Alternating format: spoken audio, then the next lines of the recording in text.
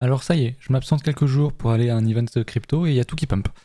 Bah tant mieux, j'ai envie de dire. Quand je suis parti, c'était donc le jeudi.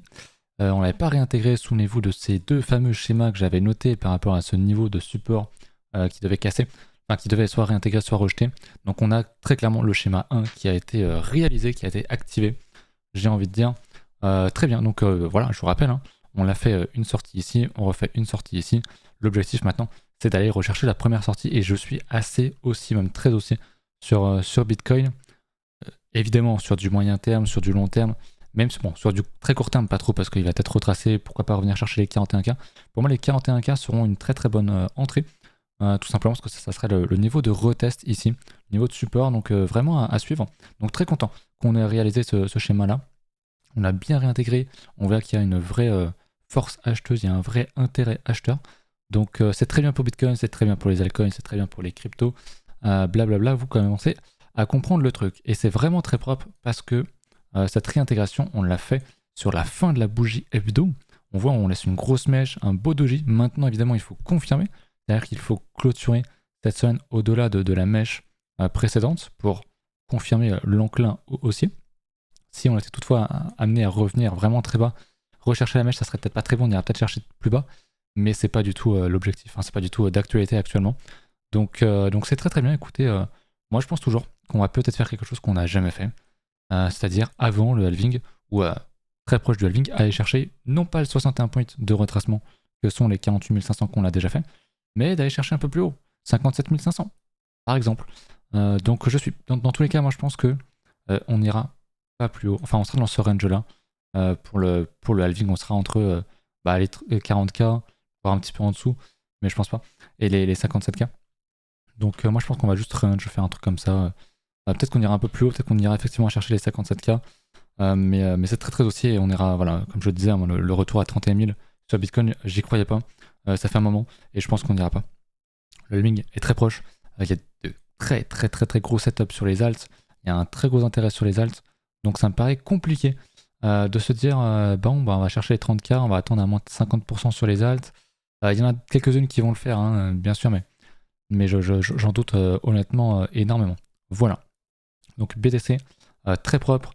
Comme je le disais, on a bien réintégré sur la fin de la bougie. Et c'est souvent quelque chose qui, je vous en avais déjà parlé, que je regarde beaucoup. C'est très intéressant sur les grandes unités de temps, mais ça marche aussi sur les petites, parce que en fait, tu laisses des gens piégés dans les mèches. Et tu as la clôture qui se fait dans un autre sens. Et c'est vraiment ce qu'il faut regarder, la clôture des bougies. Parce que tu vas tuer tout le monde pendant une semaine en pensant que c'est baissier. Et hop, tu ravales le dernier jour et bam. Derrière, tu peux enchaîner beaucoup plus haut. Donc c'est très piégeux, mais ça, voilà, c'est quelque chose à connaître. Je vous en avais déjà parlé. Ça marche bien sur les grandes unités de temps, mais encore une fois, ça marche aussi sur le 1 minute techniquement. Mais bon, c'est quand même mieux sur du H4 Daily Hebdo. Voilà pour Bitcoin. On est à 43 000, donc c'est quand même pas mal, ma foi. J'aime beaucoup ce qu'on voit là. On est sur résistance actuellement, une petite résistance ici, qu'on pourrait noter en H4, je pense. Donc c'est très bien, ma foi. Ça fait quelques jours que j'avais pas regardé le cours, hein. J'étais à Cryptoxer. J'ai vu quelques abonnés, donc grand merci à eux. C'était très sympa de les rencontrer. J'espère en rencontrer plus l'année prochaine. Donc, et vidéo exceptionnelle aujourd'hui, je l'ai pas dit, on est mardi, normalement je le fais le mercredi, je l'ai pas fait dimanche quand je suis rentré parce que j'étais éclaté. Demain, je pense pas en faire une. Par contre, je ferai un stream demain, je pense. Il y a pas mal de chances, donc voilà, ça fait un petit moment. Je vous le note quand même. Je laisse mon niveau à 38K, 37K et quelques, parce que ça reste un niveau. Il y a le Vegas qui arrive. Un jour, on va venir le retester, le Vegas Daily, hein. Il y a de très très fortes chances. Donc je le laisse là. Et puis, ma foi, le schéma, tout ça, mon petit dessin, ça dégage. C'était très beau. C'est dommage, mais faut l'enlever maintenant. C'est acté, donc c'est très bien. J'ai pas regardé les niveaux de Licky, mais je crois que j'en parlais dans l'école. Désolé pour le blanc. Hop, on passe ça en noir. J'en parlais dans l'école, comme quoi c'était intéressant, qu'on avait pas mal de niveaux au-dessus quand on était sous les 40K. Ouais, incroyable. Et au niveau du chart mensuel, on avait des gros niveaux qui commençaient à s'accumuler depuis une semaine là, un peu plus. On est venu tout chercher, il en reste encore un tout petit niveau. Bref, on est quand même sur un beau niveau de retracement. J'ai pas regardé à combien est-ce qu'on était en termes de Fibo. On va aller regarder ça, mais ça serait pas étonnant non plus qu'on vienne retracer un petit peu. Il y a beaucoup de niveaux, mais encore une fois, on est dans une tendance. Donc je le réexplique, mais c'est vraiment mieux de le voir dans un range pour voir vraiment les niveaux dans leur ensemble. Parce que forcément, tu n'auras pas de niveau au-dessus, vu que le top a été fait il y a 3 jours en fait. Donc il y a peut-être pas 3 jours, il y a un jour, enfin je sais pas quand. Donc forcément, il n'y aura pas de niveau au-dessus. Alors que là, tout ça, il y a des niveaux, il y a eu le temps pour accumuler des niveaux. Mais tout le reste, on l'a mangé au fur et à mesure. Donc forcément, il n'y a pas de niveau au-dessus. C'est pour ça que moi, je ne tiendrai pas compte de ce graphique hebdomadaire. Par contre, en mensuel, on voit bien qu'on avait un range. Okay, on voit bien qu'on avait un top, qu'on avait un bottom qui a été posé depuis un petit moment. Ici aussi, on voyait beaucoup, quand on était là, on voyait beaucoup de niveaux qui étaient en train de monter. Mais c'est pareil, si je passe en daily, bon bah... quoi qu'on est un peu plus sur un range aussi. On voit qu'il y a des niveaux en dessous. Donc à recroiser niveau information. Mais je voulais regarder du coup. Je vais la regarder en daily. En termes de retracement Fibo, je pense qu'on n'est pas loin du 61.8. On est à 50%. Pour l'instant, il y a un petit rejet sur le 50%. On peut pousser hein, sans problème, aller chercher le 61.8 avant de retracer, pourquoi pas, et repartir derrière par la suite pour février, tout simplement. Hop. Donc à suivre, très clairement, je n'ouvrirai pas un achat ici, comme j'ai dit. Pour moi, il y a des niveaux qui sont évidents là-dedans d'achat. Est-ce qu'on ira? Je ne sais pas si on y va. En tout cas, il faudra surveiller un petit peu ce que ça raconte, parce que je pense que ce sera encore une fois une bonne opportunité pour prendre des longues sur le BTC. Voilà pour Bitcoin, on va regarder rapidos au niveau des CVD et tout ça, mais je crois qu'il n'y avait pas grand chose d'autre à noter. Du coup, j'ai pas vu toute la montée, moi c'était assez magnifique. Il n'y a pas eu trop d'aberrations à la vente, je trouve. Au niveau de l'open interest, on a quand même pas mal réouvert de position. On a liquidé, on voit qu'on a beaucoup liquidé. Je vais juste vérifier que je suis bien. Ok, bien comme il faut. On a liquidé pas mal de monde à partir des 42 000, à partir du 26 janvier, donc il y a 4 jours. On a liquidé tout ça. Tout ce petit range un petit peu aussi, on a liquidé. Et là, on est en train de rouvrir pas mal de positions. Donc on n'a pas énormément de liquidation, même si on dézoome, on voit qu'on est finalement dans un gros range. Donc ça stack un peu de l'open interest pour préparer peut-être un mouvement un peu plus grand. Donc affaire à suivre. Mais je pense que on a fait un gros mouvement. On en aura d'autres, mais il y a forcément un moment donné où ça va devoir refroidir. Bah, tu me diras, on a déjà quand même pas mal dump depuis le 10 janvier, en janvier. Mais jusqu'au 23, donc c'était une dizaine de jours, c'est pas énorme. Après, on a quand même pas mal retracé. Hein. Moins 20%, c'est pas rien. Souvent, on est venu rechercher un moins 30%, etc. Donc on peut aller encore en plus bas. Franchement, pour moi, c'est pas interdit. Mais si on n'a pas le plus bas ici, à mon avis, on l'a vraiment pas très loin en dessous. Voilà pour ça. Est-ce que j'ai autre chose à vous montrer là-dessus? Je crois que non. À propos de Bitcoin, en tout cas. On va passer, du coup, aux alts. Alors, on va parler de Tao, rapidos, parce que, nouvelle attache. Vraiment très costaud. Mais avant, parce que j'avais oublié la dernière fois, on va parler du dollar. Du dollar qui a réintégré, enfin qui est dans son range. Je vous rappelle, après un setup à double déviation, donc pour moi c'est extrêmement baissier. Donc je m'attends à ce qu'on vienne rechercher la déviation du bas, c'est mon biais. On va zoomer en daily. On est toujours dans une tendance baissière au sein de ce range. Alors, on voit avec une très belle trendline. Pour moi, c'est une trendline qui doit casser. Hein. C'est une target, vous voyez, je ne sais pas si vous voyez bien, mais ce sont des petites targets, hein, mais LP, mais liquidity pocket. Parce que les trendlines, quand elles sont trop proches, quand on les touche 3, 4, 5 fois, elles finissent souvent par casser.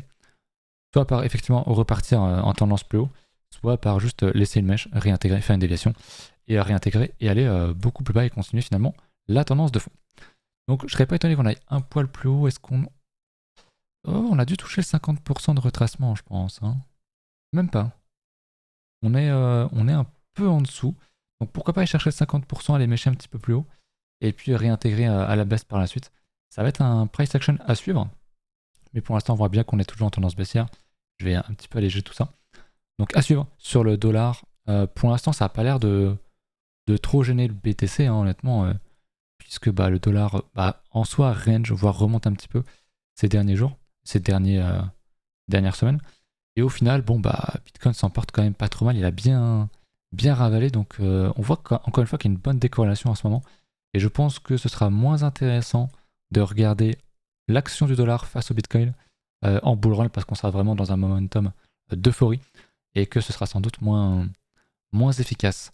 Mais après, le dollar peut tout à fait tomber et aider au bull market, il n'y a aucun souci là-dessus. Hein. Au niveau des indices, des indices, où est-ce qu'ils sont? Le SP, bah voilà, on enchaîne les plus hauts. ATH, on en parlait la dernière fois, c'est très très bullish. Il y a largement de quoi, il y a largement de quoi ouvrir des longues en dessous, donc magnifique. On casse, on rejette, on recasse, c'est un signal extrêmement puissant. Donc je pense que c'est la même chose sur tous les indices. On va regarder le Nasdaq qui fait également un ATH. Et puis il manque enfin le Dow Jones. Je vous en parlais, hein, quand ce niveau-là le péter, ça allait être très très fort, très puissant. Et ben le Dow Jones est à 38 300 points. Très très fort. Très très très fort. Les GAFAM, c'est vraiment pareil. Si on regarde Meta, bah voilà, ATH. Si on regarde Google, ATH. Bon, je vais pas tous les faire, hein, mais Microsoft, ATH. Bref, vous avez compris. Très très fort, donc c'est très bien. Je me suis aussi mis l'ETF de BlackRock, parce que je pense qu'on va le regarder. Il y a quand même du très très gros volume. Donc je crois qu'ils ont fait 1 milliard en 24 heures ou en 48 heures de volume, donc ça commence à peser gros.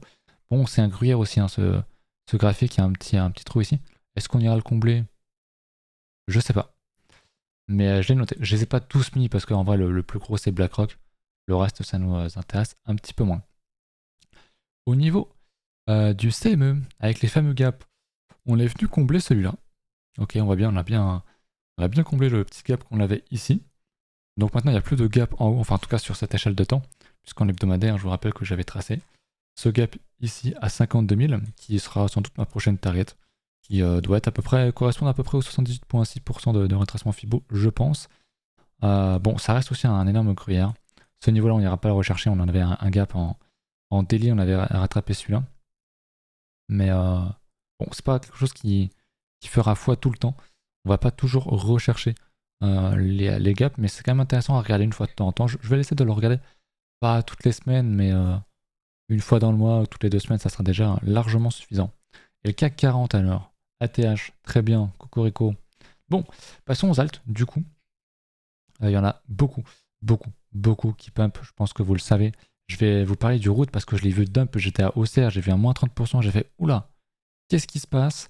Bon, je disais, hein, on était ici, à moins 50%, c'est énorme, mais en fait c'est le retest de la structure, donc en fait c'est plus une opportunité d'achat qu'autre chose. Maintenant j'ai cru comprendre que c'était du FUD vis-à-vis des tokenomics du token qui vont changer. J'ai pas forcément poussé plus que ça le bordel, mais bon, pour moi c'est du FUD, le marché est haussier, la structure est haussière. On voit que c'est défendu, on voit qu'on est à pas mal de rachats sur cette mèche là. Il faudrait que ça soit confirmé, il ne faudrait pas qu'on aille plus bas pour cette semaine et la semaine d'après. Mais encore une fois, on est sur le début de la bougie hein, actuellement. On peut largement clôturer, laisser tout ça en mèche et clôturer vers ici, hein, sans aucun souci. Souvenez-vous ce que je vous ai dit tout à l'heure en début de vidéo. Ce qui compte, ce sont les fins de bougie. Et ce qui est intéressant, c'est l'action. Qu'est-ce qui s'est passé avant? Comment est-ce qu'on a clôturé? Est-ce qu'on a clôturé sur un fort momentum juste à la fin pour renverser la tendance, ce qui est très puissant ou pas? Voilà. Donc le route, je vous fais un petit point. Moi, j'ai du seul un petit peu en haut, un petit 5-10% histoire d'allouer ailleurs, mais je garde ma position. C'est une de mes plus grosses. Mais la plus grosse, hein, vous le savez. Enfin, vous le savez. Si vous êtes dans l'école, vous le savez. C'est le A-Take qui a bien pété, qui est en 300-400% depuis notre achat dans l'école. D'ailleurs, l'école, n'hésitez pas à le rejoindre. C'est gratuit. Ça se passe sur le Discord. Tout est expliqué. Il faut juste passer par un de mes liens référents qui est en description. Vous validez ça sur le Discord. Ça se fait en 2 secondes. Et vous pouvez rejoindre l'élite. On va dire ça comme ça. Voilà. D'ailleurs, j'ai ajouté un lien KuCoin pour ceux qui auraient déjà été KYC sur Bitgate, Maxé, etc. etc. Voilà pour ça. Bon, j'ai pas tout regardé parce qu'on sait que globalement, tout pump. Je crois que le A0 a laissé une belle mèche aussi, qui est en train de la ravaler d'ailleurs, sur ses premiers jours, donc c'est pas très bon. Mais encore une fois, on peut close encore à 1,2$ sans souci. Et en fait, le support est encore bas. Donc voilà, ce que je disais, hein, quand on était ici, bah, c'est pas du tout un endroit à acheter. Quand on était en décembre, sur le retest de la résistance à 1,7-1,8$, bah ok, c'est très haussier parce qu'on pouvait faire un double bottom mensuel et on va sans doute le faire. Mais on n'achète pas une résistance. Donc là, on rejette. Pour moi, c'est des niveaux qui sont très intéressants si vous êtes intéressé par le Alep 0, qui est, moi, je crois que ma plus grosse cap, hein, il doit être 150, un truc comme ça. Je vais regarder. Je vais vous dire ça, mais c'est mon seul vraiment très très gros. Faut que je le retrouve par contre. Parce qu'avec le dump, il est un peu descendu, je crois. Ouais, ah oui, il est même bien descendu. C'est une de mes plus basses positions. Il est 191. Bah, c'est une de mes plus petites de mes plus petites positions actuellement. Vu le dump, c'est normal, mais c'est très bien. Bref, on m'avait demandé, je crois que c'était Mehdi qui était là en plus à Cryptoxer, très sympathique, de regarder le algo. Alors je sais pas si je l'ai déjà fait. On va le re-regarder, le algo qui pour moi est un peu une alt qui a été extrêmement hypée en 2000, je sais plus combien. On va regarder ici pour être sûr d'avoir tout ce qu'il faut en termes d'historique et qui a fait un price action un peu dégueulasse, à savoir un nouveau plus bas, un ATL, donc un all-time low, hein, le contraire d'ATH. Il l'a réintégré, donc c'est ok, il fait une structure, on voit un petit double bottom ici, c'est bien. Ici, ça aurait été l'entrée parfaite. Là, on est sur un beau retest quand même, donc pourquoi pas pour les gens qui y croient. Moi, j'avoue, je suis plus trop le projet et tout. Est-ce qu'il est encore dans les hype ou pas? J'ai pas l'impression, sinon il n'aurait pas subi autant. Mais écoutez, ça peut être un bon pari aussi, hein. Moins 96%, ça fait quand même très très mal. Mais ma foi, pourquoi pas. Disons qu'il y a pire. On peut parler par exemple, je donne ça au hasard, hein, exemple parmi tant d'autres, du PKN. Bon, n'en parlons pas trop longtemps. Ce truc va à zéro. La team n'existe même plus. Enfin, si elle existe, mais ils donnent pas trop de nouvelles. Ils sont encore un peu là à parler pour dire que oui, ça arrive. C'est un peu compliqué. Il n'y a pas grand chose. Et on voit qu'il n'y a plus de liquidité, il n'y a plus rien. Le truc est mort. C'est dommage parce que, en vrai, le projet était très intéressant. Moi, je le trouvais très intéressant. Et puis, un peu, il y a des concurrents maintenant qui viennent et le PKN, on n'entend plus trop parler. Moi, je vais le holder parce qu'on sait jamais. C'est un truc extrêmement illiquide. Il pourrait nous faire un 1500% un jour comme ça, sans raison. Donc je vais le garder. De toute façon, c'est une position qui ne représente plus rien pour moi, donc je m'en fous. Alors je n'ai plus le ZKS, il faut que je le rajoute, parce que maintenant c'est le ZKB, je vous en avais parlé. Voilà, le ZK Base. Alors le problème, c'est qu'on va pas mettre tout le graphique, ça c'est chiant. Ça fait vraiment chier. Ou alors je le rate sur Poloniex. Ah mais c'est moche. C'est ça le problème, c'est que quand ils changent le nom de token, et bah ils enlèvent tout l'historique. Alors que le ratio est de 1 pour 1. Donc il n'y a pas de raison de faire ça en fait. Il n'y a aucune raison de supprimer le graphique en fait. Ça c'est vraiment relou. Est-ce que sur Getty ils sont tous fait pareil. Donc il n'y a que Poloniex qui n'a pas fait ça. Ou alors sur autre chose, j'ai regardé. Ah, j'ai tout regardé, hein. Ou alors celui-là peut-être. Ah, même pas, putain. ZKB. Ah non, c'était ZKS du coup, parce que Poloniex n'a pas changé le nom. Bon, le graphe est illiquide, mais ouais, j'aurais pu l'historique, c'est dommage. C'est vraiment dommage. Je vais me le mettre dans ma liste, histoire de le voir un petit peu, de l'avoir sous les yeux. Je répète, hein, c'est pour ceux qui en avaient à l'époque. C'était le ZKS, ouais, qui est vraiment dégueulasse comme graphique, mais il est beaucoup plus liquide que ça. C'est juste qu'on n'a plus l'historique parce qu'ils ont changé de nom. Et c'est juste un rebranding, il n'y a pas de changement autre. Un token ZKS vaut un ZKB aujourd'hui. Le changement s'est fait tout seul sur les exchanges. Moi, j'ai dû le faire, j'ai dû le faire en dehors. Mais vérifiez si jamais vous l'avez sur un wallet personnel. Allez vous renseigner, je vous avais montré la dernière fois, il y a un truc, une petite manip à faire. Donc faites-le si jamais c'est pas le cas. Mais voilà le graphique, c'est pour ça que je l'avais acheté. Bon, là c'est vraiment dégueulasse, il y a beaucoup de mèches et tout, mais c'est pas comme ça en vrai, c'est juste Poloniex qui est un exchange qui est en train de crever. Mais il y avait un très beau range, on a acheté dans le range. J'en ai fait acheter aussi à l'école. Ils sont très bien, on est bien rentrés. C'est très volatile, on s'en rend pas compte, mais très très intéressant. Bah d'ailleurs, je vais peut-être vous le montrer ici. Si je mets ZKS, est-ce que ça va au ZKB? Je crois pas que ce soit ça. Ah, c'est relou, hein. Quand les tokens changent de nom, là, c'est ZK Space. Ce qui va me le mettre, voilà, c'est ça, le graphique. Donc, bref, on va pas y passer toute l'après-midi. On va s'intéresser à autre chose. Le Tao, je vous en parlais tout à l'heure en intro, qui est magnifique, qui est toujours plus fort. Encore et encore et encore et encore et encore. On n'est pas venu rechercher l'ancien niveau d'ATH, donc pour moi, ce n'était pas une entrée valable pour à minima espérer du long terme. Voilà, c'est-à-dire que si tu n'avais pas acheté ici, bah voilà, c'est comme ça, ce que je vous expliquais souvent. Quand on est dans une tendance haussière, bah tu as très peu de retracement. Tu as très peu de retracement idéal, les niveaux que tu veux. Si tu veux être vraiment très select et entrer bas de manière optimisée, bah des fois tu n'y vas pas. C'est comme ça et c'est pas une raison pour FOMO. Et aller acheter ici, c'est vraiment trop tard. Mais le Tao très très fort, hein, 451$. Dire que je voulais l'acheter ici, à 50, j'ai un peu le seum. Mais c'est pas grave. Je veux dire, c'est pas du tout grave. Il peut toujours revenir retester son niveau parce qu'encore une fois, il a vraiment surperf le marché. Donc ce serait pas étonnant qu'il vienne faire un moins 67%, c'est énorme. Hein. Mais en fait, ce serait un retest de niveau. Donc si on fait ça, c'est vraiment pour moi le niveau à payer. Mais ici, moi perso, ça m'intéresse pas pour du long terme parce que je préfère être dans les petites caps. Déjà, c'est un trop grosse cap. Et on est encore à l'heure actuelle du chargement sur les altes. Parce qu'elles sont encore très horizontales et celle-là est très clairement verticale. Donc ça ne m'intéresse pas. Il y a encore plein d'opportunités.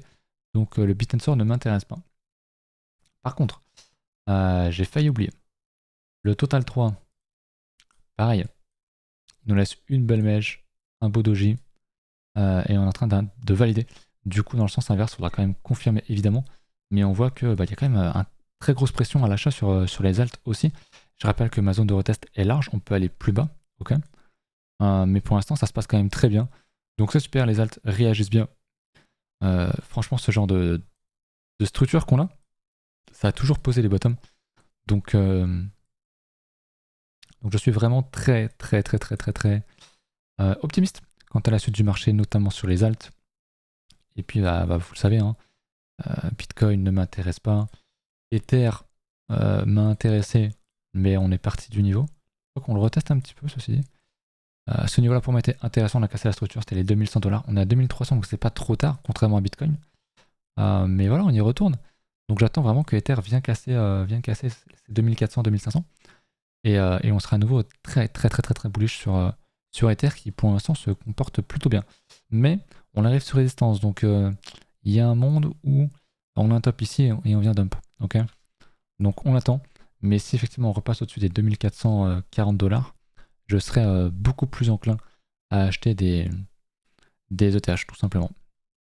Et le summum, ce serait évidemment qu'on refasse un plus haut, qu'on casse les 2700 et qu'on aille chercher du coup, je vais me remettre en hebdomadaire, qu'on aille chercher le niveau suivant qui va être le 50% de retracement, les 2900$, puis le 61.8, les 3300, je vous le disais, hein.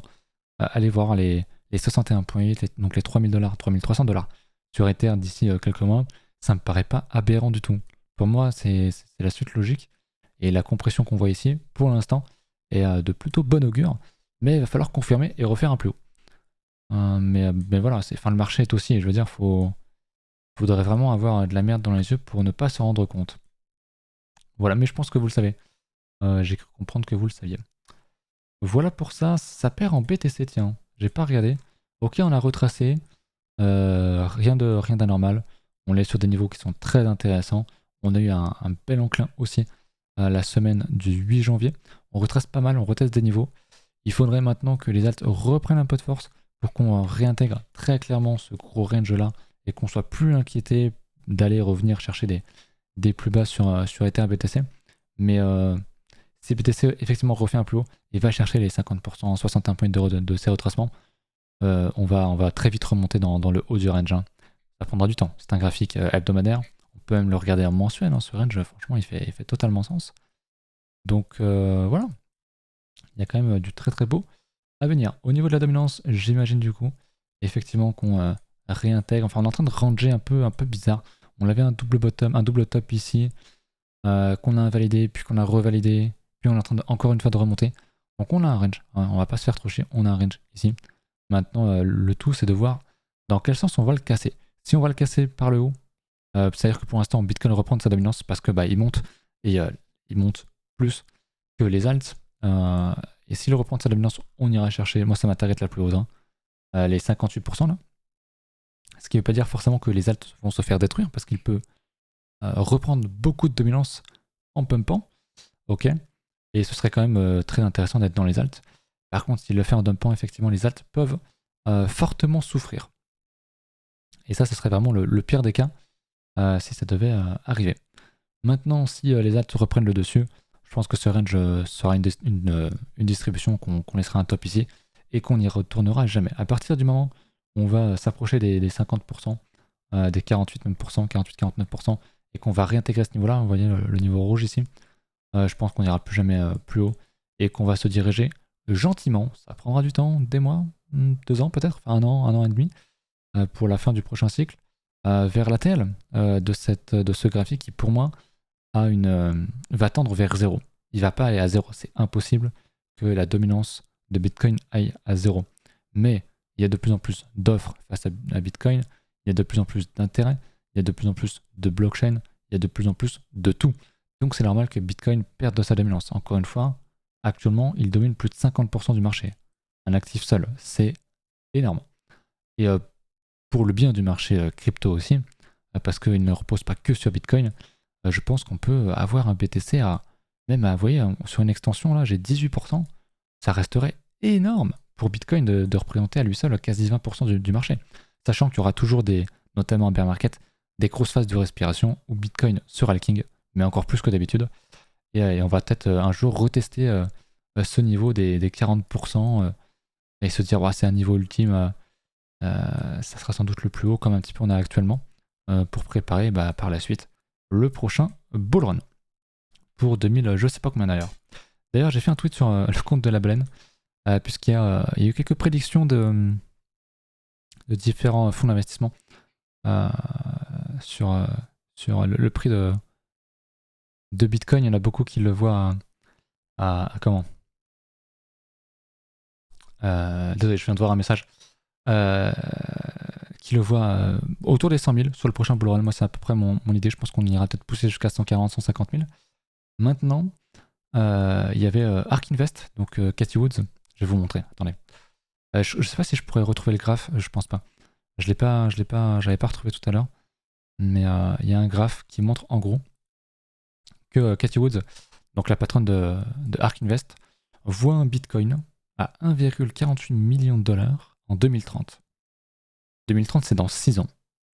Donc on va dire peut-être le prochain top de la prochaine bulle.